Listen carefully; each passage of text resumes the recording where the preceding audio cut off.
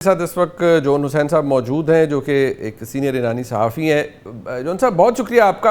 अगर पाकिस्तान के अंदर लोग बैठकर जानना चाहें कि पोस्ट आयतुल्लाह खamenei साहब शहादत सिचुएशन क्या है, हम अब देख रहे हैं कि शायद जितनी एक्सपेक्टेशन थी करीब सब एकदम चुटकियों में तब्दील हो जाएगा और हवा से ही कोई रिजीम चेंज भी हो जाएगा, वो तो सारे जो प्लान्स हैं दे फॉलन फ्लैट। एग्जैक्टली हो क्या रहा है, कितना अभी भी आपको लगता है कि ये तूल पकड़ेगा ये जो कॉन्फ्लिक्ट है? मुनीस साहब, thank you so much for having me. देखिए, दोनों बातों का मैं बता दूं कि खamenei साहब के जाने के बाद जो ये रिजीम चेंज वाला सेंटिमेंट था वो क्या है, और ये दूसरा जो कॉन्फ्लिक्ट है वो कब तक चलता हुआ मुझे नजर आ रहा है। देखिए, पहली जो बात है कि वही बातें जो इन्होंने की, वेस्टर्न मीडिया ने प्रोपेगेंडा करके अपने आर्म्स ऑफ जो US agency for global media है, जो 100 मुख्तलिफ लैंग्वेजेस में 160 मुल्कों में जो अपना प्रोपेगेंडा फैलाता है डिफरेंट चैनल्स के थ्रू, और ये ऑर्गेनाइजेशंस बाकायदा बैठी हुई हैं बड़ी बड़ी जो बताती हैं कि क्या ईरान में हो रहा है विदाउट बीइंग इन ईरान। तो इन्होंने यही परसेप्शन बनाया कि ईरान के अंदर जो है वो डिक्टेटर है और वो जुल्म कर रहा है। और आपके सामने है कि जो बातें ये रिजीम चेंज की कर रहे थे, quote and quote regime change की, तो यहाँ पे तो कोई प्रोटेस्टर नहीं निकला। ट्रंप ने कहा कि बाहर आओ, मैंने तुम्हें आजाद करा दिया है, despite the leadership being according to them annihilated. तो यहाँ पे तो कुछ भी नहीं हुआ। तो सेंटिमेंट लोग बहुत गुस्से में हैं। People are angry, people are sad. और यहाँ पे सिर्फ एक आवाज आती है, जिससे भी मैं बात करता हूँ, जब भी मैं बाहर जाता हूँ, सिर्फ एक नारा लग रहा होता है और वो होता है बदले का। और इसी तरीके से मैं आपको लेके जाऊंगा कॉन्फ्लिक्ट की तरफ कि यहाँ पे क्योंकि अवाम के अंदर इतना सेंटिमेंट इतना स्ट्रांग है कि regardless of any attacks by the US and Israel, regardless of anything, जो भी सैंक्शन वैंक्शन और भी लगा दें, यहाँ पे इनको ना रोटी की फिक्र है ना पैसे की फिक्र है। ये सिर्फ मैक्सिमम डैमेज करना चाहते हैं यूनाइटेड स्टेट्स और इसके एसेट्स को जो रीजन के अंदर हैं, और इसराइल को। तो आई डोंट थिंक कि कॉन्फ्लिक्ट जो है वो रुकेगा, एटलीस्ट ईरान की तरफ से रुकेगा, मुझे नहीं लगता। ओके, एंड जो इस वक्त सूरत हाल है, आपको लगता है कि कोई इंगेजमेंट, क्योंकि खबरें न्यूयॉर्क टाइम्स में आ रही हैं कि ईरान ने अप्रोच किया है टू दी अमेरिकन के लिए, कोई बातचीत हो, आपको कोई ऐसी सेंस मिल रही है कि कोई कीननेस है on part of the Iranian government के कोई बात की जाए, या नहीं आपको लगता है it's gonna go on? Munif साहब, I know many reformist politicians as well यहाँ पे ईरान में। वो बहुत ज्यादा, वो लोग जो रिफॉर्मिस्ट थे और एक्सट्रीमली लेफ्ट एंड पे खड़े हुए थे पॉलिटिकल स्पेक्ट्रम के, वो लोग भी अगेंस्ट नेगोशिएशन के। इनफैक्ट इफ देयर कोई अगर है भी जो बात करेगा यूनाइटेड स्टेट्स से, जाके यूनाइटेड स्टेट्स से बात करने की कोशिश करेगा, तो उनको आवाम पकड़ के मारेगी। इनका सेंटिमेंट इतना ज्यादा है।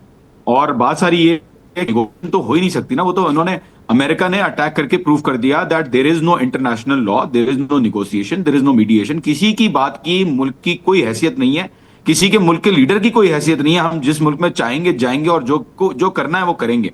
So this is the president that they have set, और कोई बात नहीं होगी। मैं आपको अश्योरेंस देता हूं। फॉरेन मिनिस्ट्री ने आधे घंटे, जब अमेरिका ने ये बात की, फॉरेन मिनिस्ट्री ने आधे घंटे बाद ही बयान दे दिया कि भाई कोई बात नहीं हो रही। और लारजानी साहब ने तो शुरू में ही कह दिया था कि हम कोई नेगोशिएशन नहीं करेंगे। आईआरजीसी के कमांडर ने, खातिमुल अंबिया के कमांडर ने, सबने बोल दिया है कि कोई नेगोशिएशन नहीं होगी, सिर्फ कॉन्फ्लिक्ट जो है वो अनइंटरप्टेड स्ट्राइक्स की तरफ जो है वो चलेगा। और मैं आपको बता दूं, 18 वेव से ज्यादा, 18 वेव से ज्यादा वेव्स जो है वो ईरान भेज चुका है इस वक्त इजराइल की तरफ। और दूसरे जो यूनाइटेड स्टेट्स के एसेट्स हैं, जो मुसलमान बरादर मुल्क जो इजराइल के दोस्त हैं उनके अंदर बैठे हुए, तो उनके ऊपर जो है 18 वेव से ज्यादा इस वक्त टारगेट हुआ है, 500 से ज्यादा मिलिट्री लोकेशंस के ऊपर और 70 से ज्यादा स्ट्रेटेजिक एसेट्स के ऊपर।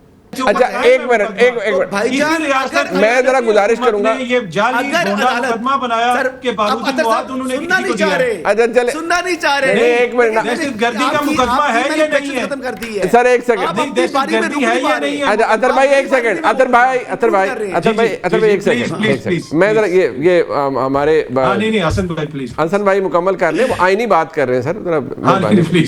जी सर, देखिए आज सबर का पैमाना लबरेज हो गया, क्योंकि मैंने सच बोलना शुरू कर दिया। और मैं वो बात कर रहा हूं कि जो अगर मैं गलत कह रहा हूं तो मुझे जरूर टोके।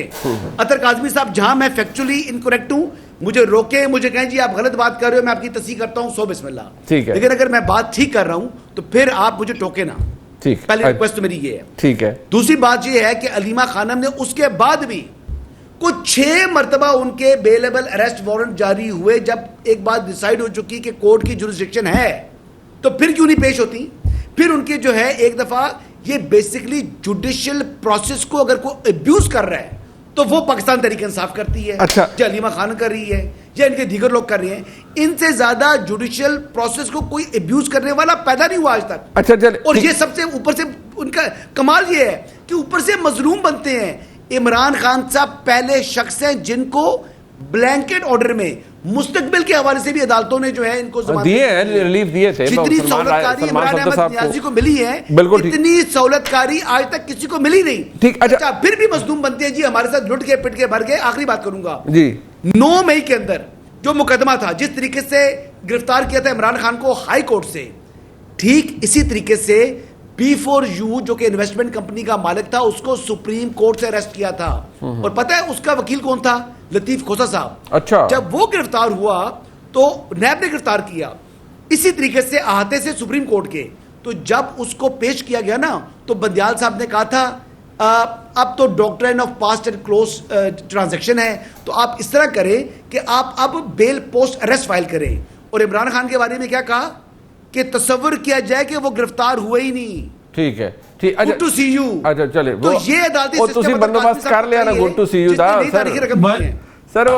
अच्छा मुनीब भाई मैं एक लाइन ऐड कर दूं। जी, मेरा क्वेश्चन अभी भी वहीं पे है, क्या ये निज़ाम ये समझता है कि अलीमा खान दहशतगर्द है और सियासी मुखालफीन दहशतगर्द होते हैं, या फिर ये जो दहशतगर्दी का कानून है ये उन दहशतगर्दों के खिलाफ बनाया गया जो हम पे हमले करते हैं, हमारे लोगों को शहीद करते हैं? और दूसरी बात यह है कि जो इमरान खान की गिरफ्तारी हुई थी वो हाई कोर्ट की एडमिनिस्ट्रेटिव ब्रांच को तोड़ के जिस तरीके से उनको उठाया गया था, किसी बंदे को आज तक पाकिस्तान की किसी लोअर अदालत से भी ऐसे नहीं उठाया गया। अच्छा, तो मेरे ख्याल में वो बड़ा फर्क है उस चीज के अंदर। और फिर तीसरी चीज और आखिरी चीज ये है कि अगर ये निजाम जो है मौजूद है रिकॉर्ड के ऊपर सर, लेकिन इस तरह वो कहते हैं, और वो रजिस्ट्री रूम था वहां से ऐसे शीशे तोड़ के इस तरह से नहीं उठाया। आज तक पाकिस्तान की किसी मजिस्ट्रेट के अंदर भी कोई कानून सर हम इसको वाला इदारा शीशे तोड़ के घुसा हो ऐसे बता दें तो मैं मान जाऊंगा। मसला ये नहीं है कि इस केस के अंदर क्या है। जब आप ड्यू प्रोसेस की बात करते हैं, क्या ड्यू प्रोसेस ऐसे होता है कि जिस किस्म के बोंडे मुकदमात बनाए गए, इससे पिस्तौल निकल आई, उससे वो निकल आया, हमारे सामने नहीं। और 70 साल अच्छा ठीक है,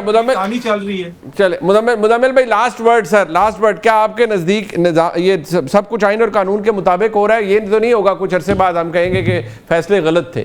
मैं शुक्रिया अदा करूंगा जी अपने तीनों मौजूद मेहमानों। मेरे साथ इस वक्त जोन हुसैन साहब मौजूद हैं जो कि एक सीनियर ईरानी सहाफ़ी हैं। जोन साहब बहुत शुक्रिया आपका। अगर पाकिस्तान के अंदर लोग बैठकर जानना चाहें कि पोस्ट आयतुल्लाह खamenei साहब शहादत सिचुएशन क्या है, हम अब देख रहे हैं कि शायद जितनी एक्सपेक्टेशन थी करीब सब एकदम चुटकियों में तब्दील हो जाएगा और हवा से ही कोई रिजीम चेंज भी हो जाएगा, वो तो सारे जो प्लान्स हैं they have fallen flat. Exactly हो क्या रहा है? कितना अभी भी आपको लगता है कि ये तूल पकड़ेगा ये जो कॉन्फ्लिक्ट है? मनीष साहब, thank you so much for having me. देखिए दोनों बातों का मैं बता दूं कि खामनाई साहब के जाने के बाद जो ये रिजीम चेंज वाला सेंटिमेंट था वो क्या है, और ये दूसरा जो कॉन्फ्लिक्ट है वो कब तक चलता हुआ मुझे नजर आ रहा है। देखिए पहली जो बात है कि वही बातें जो इन्होंने की, वेस्टर्न मीडिया ने प्रोपेगेंडा करके अपने आर्म्स ऑफ जो US agency for global media है, जो 100 मुख्तलिफ लैंग्वेजेस में 160 मुल्कों में जो अपना प्रोपेगेंडा फैलाता है डिफरेंट चैनल्स के थ्रू, और ये ऑर्गेनाइजेशंस बाकायदा बैठी हुई हैं बड़ी बड़ी जो बताती हैं कि क्या ईरान में हो रहा है विदाउट बीइंग इन ईरान। तो इन्होंने यही परसेप्शन बनाया कि ईरान के अंदर जो है वो डिक्टेटर है और वो जुल्म कर रहा है। और आपके सामने है कि जो बातें रिजीम चेंज की कर रहे थे, quote and quote regime change की, तो यहाँ पे तो कोई प्रोटेस्टर नहीं निकला। ट्रंप ने कहा कि बाहर आओ, मैंने तुम्हें आजाद करा दिया है, despite the leadership being according to them annihilated. तो यहाँ पे तो कुछ भी नहीं हुआ। तो सेंटिमेंट लोग बहुत गुस्से में हैं, people are angry, people are sad. और यहाँ पे सिर्फ एक आवाज आती है, जिससे भी मैं बात करता हूँ, जब भी मैं बाहर जाता हूँ, सिर्फ एक नारा लग रहा होता है और वो होता है बदले का।